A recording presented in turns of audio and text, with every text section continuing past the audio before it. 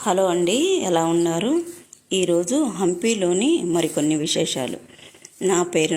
నా పేరు మధులత. నమస్తే. శివుని అనేక అవతారాలలో విరూపాక్ష అవతారం ఒకటి. స్వామివారిని దర్శనమైన తర్వాత లక్ష్మి అనే స్వామివారి ఏనుగును కలిసి ఆశీర్వాదం తీసుకోండి. విరూపాక్ష టెంపుల్కి లెఫ్ట్ సైడ్లో పుష్కరిణి ఉంటుంది. దీన్ని మన్మథ హోండా అంటారు. పండుగల సందర్భంలో పుష్కరిణిని విద్యుత్ దీపాల రంగురంగుల పూలతో అలంకరించి హేమకోట హిల్కి అతి దగ్గరలోనే ఉంటుంది.